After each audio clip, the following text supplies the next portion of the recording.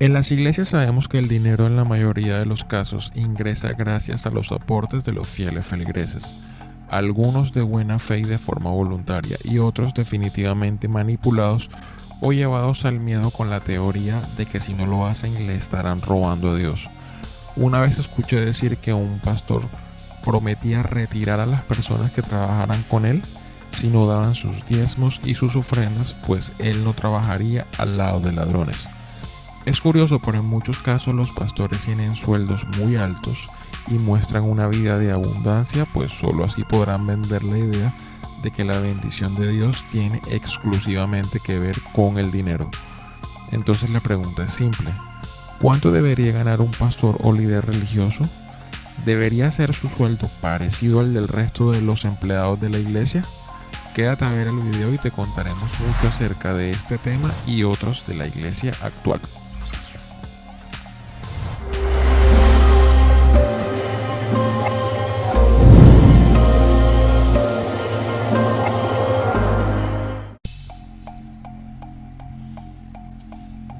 A continuación vamos a relatar una corta historia acerca de uno de los temas más controversiales, pero definitivamente real en las iglesias de hoy en día. Abro comillas. Recuerdo cuando era niño que todos los jueves y los domingos, al salir de mi casa, pasábamos frente a una iglesia pequeña y pobre, cerca de donde vivíamos. Siempre miraba hacia la iglesia y veía un pastor energético, y era muy común ver muchas sillas, pero pocas personas. Pasé frente a esa iglesia por lo menos durante 15 años y domingo tras domingo ese pastor estaba con la misma actitud. Nunca vi muchas personas, aunque sí eran las mismas cada domingo. Recuerdo que en esas ocasiones le dije a mi papá: papi, ¿por qué ese pastor sigue predicando todas las semanas como si estuviese la iglesia llena con tan pocas personas? ¿Por qué no crecen o la cierran? Yo creo que él ha fracasado. Mi padre muy sabiamente contestó: hijo, éxito en el Señor nada tiene que ver con números, tiene que ver con la fidelidad a Dios, a su palabra y a lo que te mandó a hacer. Ese pastor que ves ahí, yo lo conozco y por todos estos años ha sido fiel en atender a esa comunidad pobre en recursos económicos, con problemas de crimen, drogas y prostitución. Pero ese pastor consistentemente les comparte el evangelio, les sirve, los discipula y los envía a servir a otros. Quizás ves a ese pastor, su familia y a esos cristianos como pocos y pobres, pero Dios los ve como muchos y ricos. Esta historia es muy conmovedora, pero si nos damos cuenta, el éxito y el dinero no tienen que ver mucho con la misión que Dios nos manda a hacer. No está mal tener riquezas, pero no creemos que esto sea exclusivamente lo que Dios quiera mostrar como bendición en la vida, pues vemos muchos casos de apóstoles y personas que compartieron el evangelio y no necesariamente fueron ricos. Entonces, ¿es necesario que un pastor sea rico para poder mostrar la bendición de Dios? ¿De verdad ese es el mensaje o testimonio que él tiene que darle a sus feligreses? ¿Es pecaminoso que el pastor de una iglesia gane un salario? Supongo que la pregunta surge del gran problema que vemos hoy en día de los falsos maestros de la prosperidad que se hacen ricos comercializando con la Biblia. Dios aborrece esto, y sabemos que el pastor no debería ser codicioso de ganancias deshonestas ni tomar la piedad como fuente de ganancia. Creo que esto hace que ciertos hermanos vayan al otro extremo y digan que es pecaminoso que el pastor no debe recibir un salario. Pero creemos que hacerse rico y recibir un salario honesto son cosas muy diferentes. Sin embargo, cuando tenemos una pregunta en vez de dar opiniones, la primera idea que debe venir a nuestras mentes es ¿qué dice la Biblia? ¿Qué dice Dios? Y creo que el pasaje más claro que habla de este tema es 1 Corintios 9, 13 al 14. Pablo dice: ¿no sabéis que los que trabajan en las cosas sagradas comen del templo y que los que sirven del altar participan? Así también ordenó el Señor a los que anuncian el evangelio que vivan del evangelio. Es muy claro, Dios ordenó que los que trabajan en el evangelio deben recibir una ayuda financiera, Y sabemos que se trata de un salario material porque dice 2 versículos antes: si nosotros sembramos entre vosotros lo espiritual, ¿es gran cosa si segamos de vosotros lo material?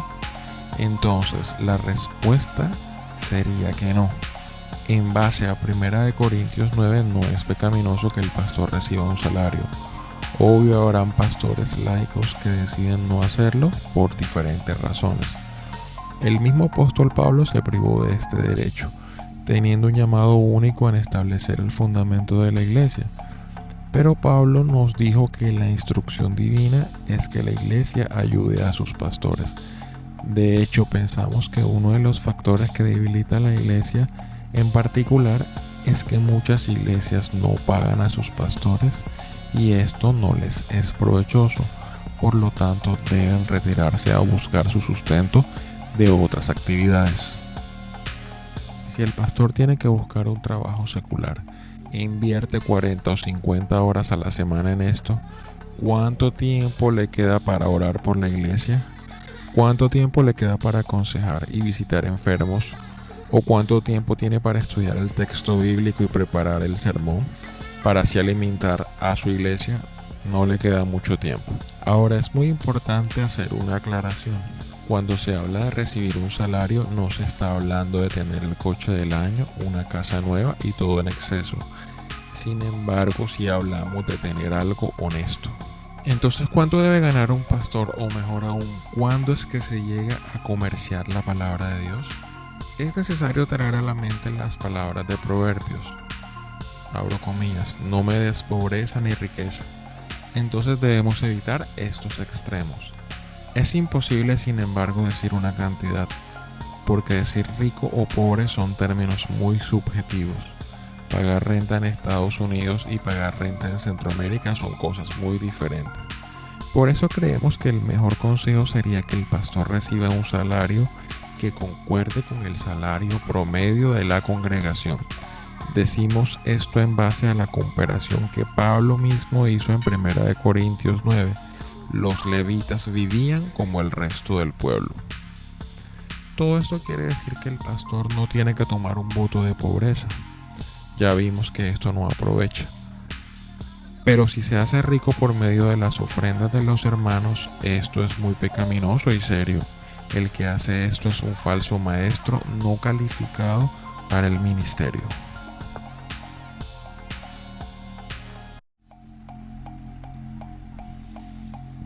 En resumen, creemos que hacer el bien es evitar los extremos. El rico y el mendigo por igual solo piensan en el dinero, y esto fomenta la avaricia. Nuestra oración debería ser: manténme el pan necesario, no sea que me sacie y te niegue y diga quién es Dios, o que siendo pobre hurte y blasfeme en el nombre de mi Dios. Proverbios 30 del 8 al 9. Si este contenido te ha parecido edificante, te invitamos a que te suscribas y le des clic a la campanita que te avisará el momento exacto en que montaremos el próximo video. También no olvides compartirlo en tus redes sociales y sobre todo a personas que necesiten ver estos contenidos. Que Dios los bendiga y nos vemos en la próxima si Dios permite.